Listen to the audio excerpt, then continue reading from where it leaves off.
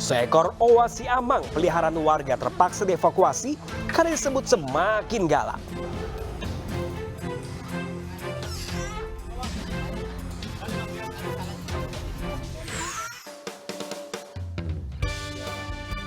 Siapa tak kenal wajik, makanan ini ternyata bisa dibuat pakai kelapa sawit.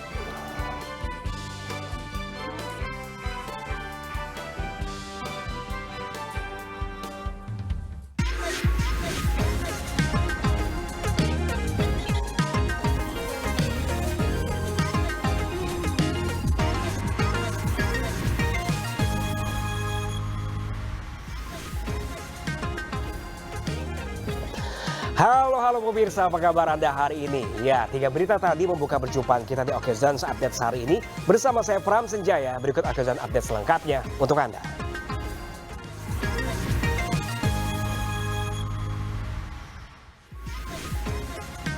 Okezons Update hari ini kita awali dengan informasi tentang Indonesia yang akan memecahkan rekor dunia baru.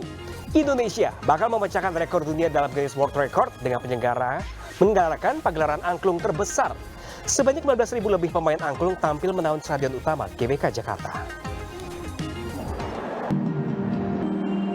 Ya pemirsa, Indonesia menyelenggarakan pertunjukan angklung terbesar di dunia dengan memasang target yaitu untuk memecahkan rekor dunia Guinness World Record untuk pemain ataupun pertunjukan angklung terbesar di dunia yang dimulai sekitar pukul 7 malam tadi. Ataupun pemirsa, kegiatan pemecahan rekor dunia ini diselenggarakan oleh organisasi Aksi Solidaritas Era Kabinet Indonesia Maju. Kemudian dapat kami sampaikan juga pemirsa, dalam pagelaran acara angklung terbesar dunia ini melibatkan sekitar 15.240 pemain angklung dari berbagai kalangan. Ada dari kalangan kementerian ataupun lembaga-lembaga, kemudian juga siswa dan siswi sekolah kedinasan, murid SMA, dan juga masih ada yang lain begitu. Kemudian pemirsa, dapat kami sampaikan dalam pertunjukannya ini para pemain angklung ini membawakan sejumlah lagu begitu. Ada lagu daerah yakni ataupun lagu nasional yang berjudul Berkibarlah Benderaku. Kemudian juga ada lagu milik band rock asal Jerman yaitu Scorpion yang berjudul Wind of Change. Kemudian dapat kami sampaikan juga pemirsa, dalam pagelaran angklung terbesar ini bukan hanya untuk memecahkan rekor dunia saja, namun untuk pelestarian budaya asal Indonesia yakni angklung gitu. Kemudian dapat kami sampaikan juga pemirsa, angklung juga telah mendapatkan pengakuan dunia yakni dari UNESCO pada tahun 2010 lalu. Dan juga pemirsa, dalam pagelaran angklung terbesar di dunia ini merupakan rangkaian dari kegiatan acara hari ulang tahun ke-78 Republik Indonesia yang mengusung tema terus melaju untuk Indonesia Maju. Dari Jakarta, Faisal Rinaldi, Yudi Permana, iNews melaporkan.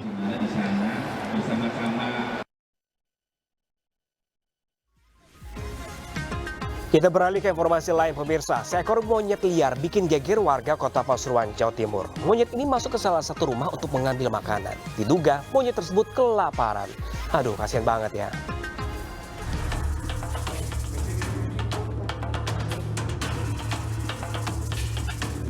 Sejumlah petugas damkar berupaya menangkap seekor monyet usai masuk ke dalam rumah mewah di Jalan Dewi Sartika, Panggung-Rejo, Pasuruan, Jawa Timur. Saat evakuasi, petugas sangat ekstra hati-hati mengevakuasi monyet berjenis ekor panjang. Selain takut dicakar, mereka khawatir digigit primata yang masih liar tersebut. Sebelumnya, monyet ekor panjang masuk dengan merusak pagar kawat. Setelah itu, monyet masuk ke ruangan fitness. Diduga monyet tersebut kelaparan usai kesulitan mencari makanan di musim kemarau. Kemungkinan tadi dari sana, Pak. Soalnya kalau kita lihat dari jejak-jejaknya di sini, dari atap sebelah selatan, terus dia masuk ke sini. Usai berhasil evakuasi, tim damkar akan menyerahkan monyet ekor panjang tersebut ke BKSDA untuk dikembalikan ke habitatnya. Dari Pasuruan, Jawa Timur, Jaka Samudra, iNews melaporkan. Sementara itu pemirsa, seekor owa siamang peliharaan warga di Kota Tebing Tinggi, Sumatera Utara terpaksa harus dievakuasi. Kera hitam lengan panjang ini dianggap pemiliknya semakin galak dan sudah meresahkan warga.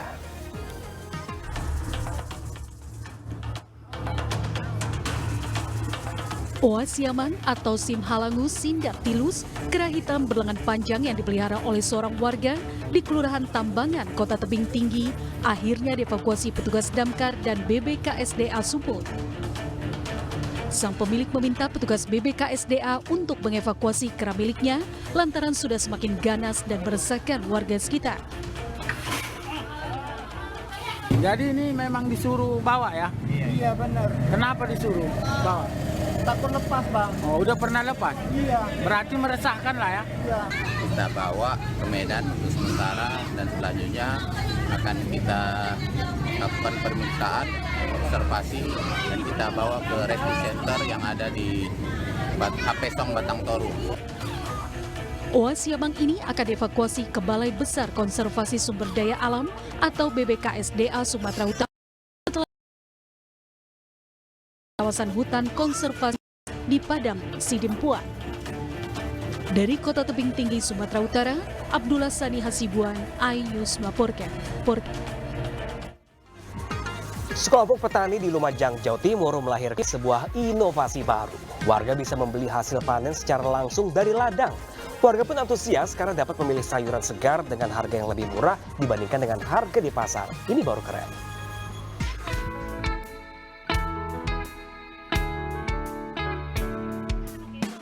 Inilah aktivitas jual beli langsung di ladang di Desa Kedung Rejo, Kecamatan Rowo Kangkung, Kabupaten Lumajang, Jawa Timur, yang menjadi pusat pertanian hortikultura. Para pembeli dengan leluasa memilih sayuran yang baru saja dipanen petani. Ragam sayuran segar dijual, seperti pakcoy, sawi, kol, jagung, dan masih banyak lagi. Ya, Gerbas Tani atau gerakan belanja sayur langsung dari ladang diinisiasi sekelompok petani. Inovasi ini dilakukan untuk memutus rantai harga yang biasanya harus melalui pengepul, tengkulak sebelum sampai di pasar. Hasilnya petani dapat menjual langsung ke pembeli dengan harga yang lebih tinggi namun tetap di bawah harga pasar. Pembeli pun juga dapat membeli sayur dengan harga yang lebih murah dibandingkan di pasar. Lebih enakan di sini, soalnya suasananya lebih asri, lebih segar, dan sayurannya pun lebih bisa memilih. Soalnya kan fresh mas, langsung dari lahan. Iya, langsung fresh. Kalau harga dibanding di pasar? Kalau harga saya lebih relatif murah di sini ya. Soalnya kan dibanding dengan kualitas barangnya lebih higienisan di sini dari Kalau aktivitas belanja langsung dari ladang ini muncul saat harga beberapa sayuran anjlok. Petani pun berinovasi dengan menjual sayur hasil panennya langsung di ladang dan mendapatkan respon yang baik dari para pembeli. Dari Lumajang, Jawa Timur, Yaya Nugroho melaporkan. Ya pemirsa, sejumlah daerah di tanah air mulai krisis air bersih dari dampak musim kemarau. Salah satunya terjadi di Kabupaten Cirebon, Jawa Barat. Sungai diandalkan untuk kebutuhan air bersih saat ini pun kering. Warga pun menyerbu truk tangki yang membawa bantuan air bersih.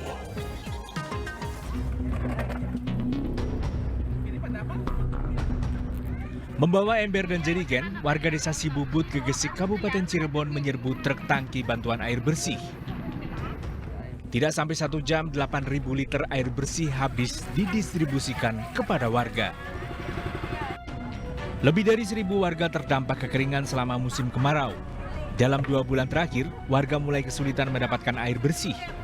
Sungai yang selama ini menjadi sumber air untuk keperluan MCK saat ini kering. Sementara air bersih dari sumur warga juga mulai kering. Untuk keperluan minum dan memasak, warga terpaksa membeli air bersih Rp5.000 untuk tiap 1 galon berukuran 19 liter. Kalau dulu Pak, terkadang di situnya nggak ada. Kering juga. Kering, iya. jaraknya berapa jauh Pak dari sumur ke sumur itu Pak? Dari sini ke sana sekitar 100 meter ada nggak ya? BPBD Kabupaten Cirebon akan menindaklanjuti laporan kekeringan dengan penyaluran bantuan air bersih. Kita mobile, kita sesuai dengan jadwal kita, mungkin insya Allah untuk hari ini dan seterusnya kita turun sesuai dengan laporan yang kejadian-kejadian desa dan kami langsung tindak lanjut. Warga berharap bantuan air bersih bisa disalurkan dengan tepat. Sehingga warga tidak perlu lagi membeli air bersih untuk memenuhi kebutuhan makan dan minum sehari-hari. Dari Cirebon, Jawa Barat, Toy Iskandar, iNews melaporkan. Sementara itu pemirsa, isak tangis mewarnai prosesi pemakaman mahasiswa Universitas Indonesia yang menjadi korban pembunuhan oleh seniornya di Lumajang, Jawa Timur.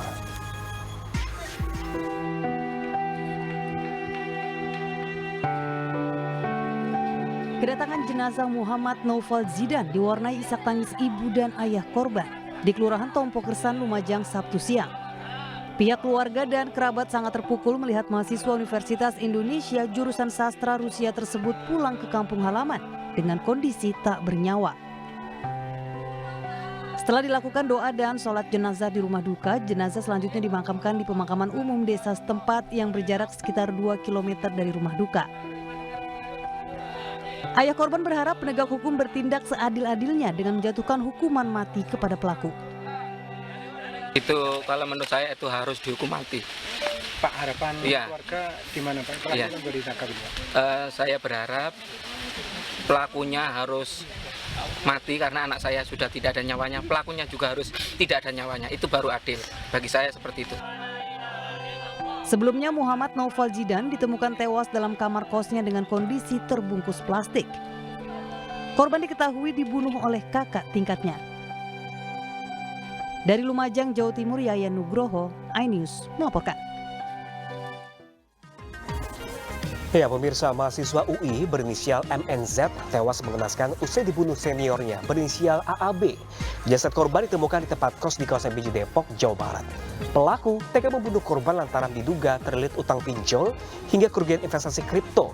Dan pemirsa, berikut ini kami hadirkan fakta-fakta terbaru pembunuhan keji tersebut.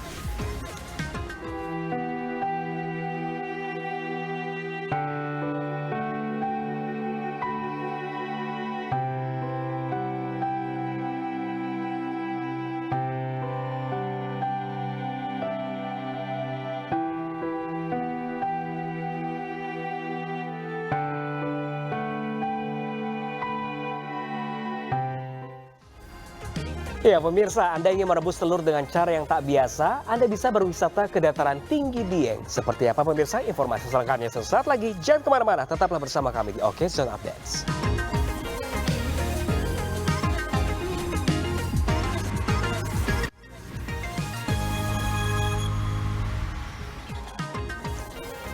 Merebus air dengan pancing dipanaskan di atas kompor sudah jadi hal yang biasa. Nah, kalau Anda sedang berkunjung ke dataran tinggi Dieng, Banjarnegara, Jawa Tengah, Anda bisa merebus telur di kawah Chandra di Muka. Bagaimana rasa dan sensasi telur rebus kawah tersebut, pemirsa? Berikut liputannya untuk Anda.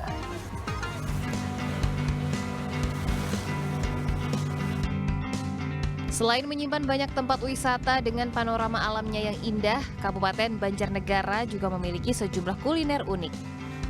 Salah satunya yang mungkin jarang dijumpai di tempat lain, yakni telur rebus kawah. Ya, sesuai namanya, pengunjung bisa praktek langsung merebus telur dalam kawah di Komplek Wisata Kawah Chandra di Muka. Caranya, sejumlah telur dimasukkan ke dalam plastik dan diikat tali, lalu dimasukkan dalam kawah menggunakan kail. Cukup menunggu 10 menit, telur yang kita masukkan sudah bisa dinikmati. Rasa telur ini lebih enak dan gurih yang membuat banyak wisatawan ketagihan. Yummy! Pengalaman merebus dan menikmati telur di tengah udara dingin objek wisata Dieng memiliki sensasi dan kenikmatan tersendiri. Ini tuh menarik, kita bisa merebus telur dari sini, bisa langsung dimakan di sini, rasanya tuh beda gitu. Ada sensasi beda pokoknya sama telur-telur yang direbus biasa. Nah, bagi Anda yang ingin mencicipi telur rebus kawah, bisa berkunjung ke dataran tinggi Dieng di Banjarnegara. Untuk memasuki area kawah Chandra di Muka, wisatawan cukup merogoh kocek Rp5.000. Dari Banjarnegara, Jawa Tengah, Elis Novit, iNews melaporkan. Ya, kita beralih ke Aceh, pemirsa. Ada resto tengah yang menyediakan es cagruk olahan umbi-umbian dijadikan minuman yang segar. Uniknya lagi, sejumlah makanan dan minuman bisa dinikmati di dalam air sungai yang mengalir. Wah, ini stres bakal hilang, pemirsa.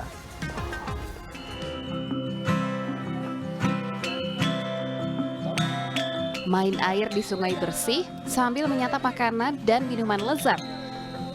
pasti nikmat ya.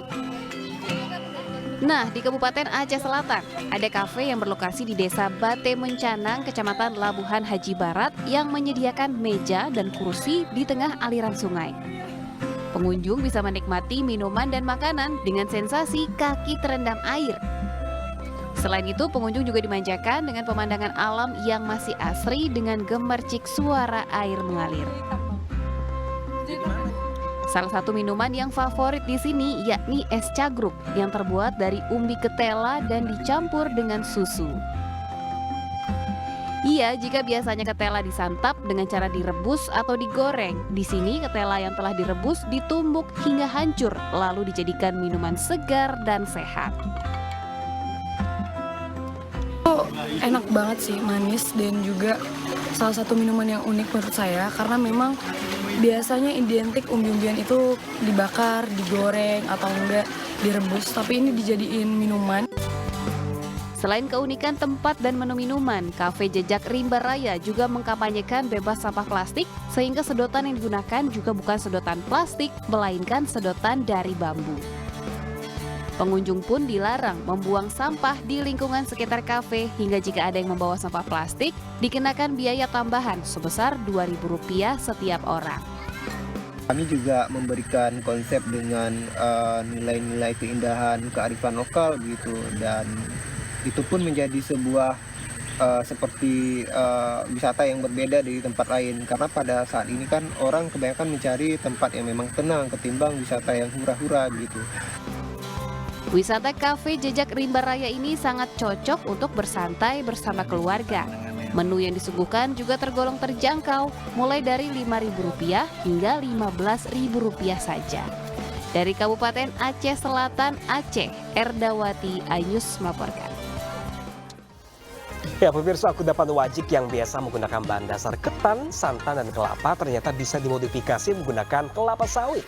Menariknya lagi, wajik hasil modifikasi ini bukan dibuat di Jawa Tengah, namun di Labuhan Batu Selatan, Sumatera Utara. Bikin penasaran ini.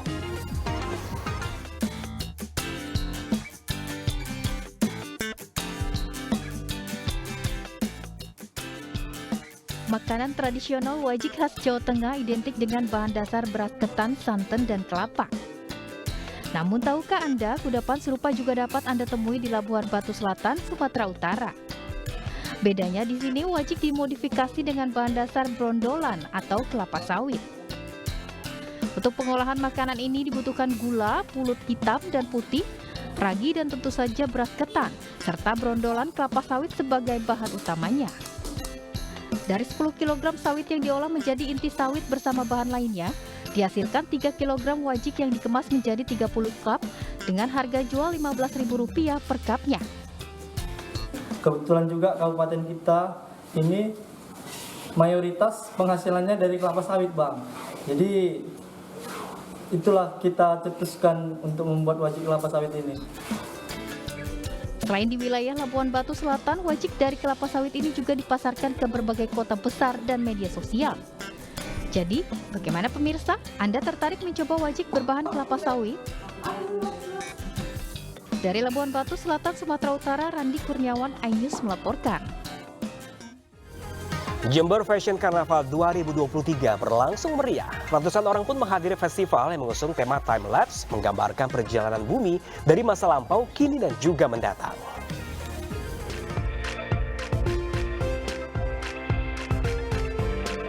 Sepuluh defile dipertontonkan dalam Jember Fashion Carnaval 2023 dengan tema time lapse Journey of the Earth. Seperti Big Bang, ledakan besar 13 miliar tahun silam, dilanjutkan prehistorik memulai fase kehidupan, empire yakni kerajaan, religic, invention, world war, superstar, upcycle, metaverse, dan diakhiri dengan Nusantara. Para model menunjukkan dandanan apik dengan 10 defile dengan berjalan jauh, kurang lebih 3 km. Mulai dari Jalan Sudarman, Jalan Raya Sultan Agung, dan berakhir di Kota Sinema Jalan Gajah Mada Jember. JFC juga menyuguhkan Wonderful Archipelago Karnival Indonesia yang menyatukan budaya Indonesia secara spektakuler. Para wakil dari berbagai daerah ini menyuguhkan busana masing-masing daerah, berikut cerita rakyatnya yang dituangkan dalam defile. Dan pertunjukan pamungkas ditutup dengan pet carnival dengan menghadirkan beragam binatang peliharaan seperti burung, ular, reptil, hingga anjing-anjing lucu dan menggemaskan. Ada yang khusus juga di tahun ini yang spesifik, dan ini adalah sebuah message atau pesan untuk Indonesia 2024 menyambut Pesta Demokrasi. Jadi ada sekuen khusus yaitu JFC for Demokrasi. Pesannya apa? Pesannya adalah bahwa di dalam Pesta Demokrasi ini sebagaimana layaknya pesta, berarti di sana harus dimaknai dengan kegembiraan, ya, dengan kebersamaan. Untuk melakukan kolaborasi dan koordinasi, termasuk networkingnya cukup kuat di JFC ini. Itu pertama. Namun demikian kita perlu lagi meningkatkan kualitas SDM yang dimiliki JFC, yang memiliki standar sertifikasi internasional, memiliki sertifikasi di bidang event, dan juga memiliki sertifikasi berkait dengan manajemen risiko di dalam penyelenggaraan event itu sendiri. JFC 2023 diyakini lebih spektakuler dengan mengusung perjalanan bumi, apalagi dengan penampilan kostum unik dan api. Dari Jember, Jawa Timur, Bambang Sugiarto, iNews melaporkan. Kita beralih ke informasi olahraga, pemirsa. Garuda United U17 yang berisikan skuad seleksi timnas U17 harus menelan pil pahit saat kontra dengan Kashima Antlers U18 di laga International Youth Championship 2023. Bermain di Stadion Igusti Ngurah Rai, Denpasar, Bali, skuad asuhan Bima Sakti ini kalah dengan skor 2-3.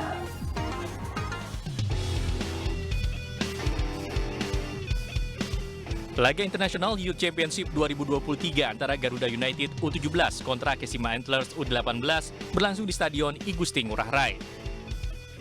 Pertandingan berjalan ketat sejak babak pertama bola bergulir. Kashima Antlers U18 tampil menekan pertahanan Garuda United U17. Sejumlah peluang didapatkan lewat bola-bola mati namun belum berbuah gol. Skuad Garuda terus tertekan sepanjang babak pertama. Gawang mereka kembali nyaris kebobolan di menit ke-30. Pada injury time babak pertama, kiper Garuda United, Ikram Al-Ghifari, akhirnya harus memungut bola dari gawangnya setelah sundulan Haruto Matsumoto merobek gawangnya. Skor 1-0 untuk keunggulan Kashima Antlers bertahan hingga babak pertama usai. Permainan skuad asuhan Bima Sakti mulai berkembang di babak kedua. Garuda United akhirnya memperoleh kesempatan mencetak gol dari titik penalti setelah handball yang dilakukan pemain lawan. Vigo Dennis yang jadi eksekutor sukses mencetak gol balasan di menit ke-56. Skor berubah menjadi 1-1. Bahkan pada menit ke-64, Rizky Afrizal dapat mengantarkan Garuda United berbalik unggul 2-1 lewat skema serangan cepat.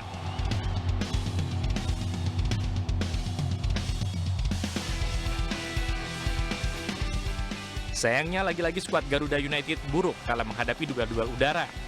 Kebanyakan kesalahan karena pemain belakang gagal menjaga pemain lawan, sehingga pemain Kashima Antlers U18 mampu mencetak gol dari sundulan di menit ke-70 lewat aksi Koji Oyama. Kembali tak terkawal saat mendapat sepak pojok, Koji bahkan mencetak gol lagi lewat sundulan di menit 84. Kashima Antlers U18 pun menutup laga dengan skor akhir 3-2. Dan pemirsa, berita tadi menutup perjumpaan kita hari ini di Occasion Update. Saya Pram Senjaya pamit, terima kasih dan sampai jumpa. Bye-bye.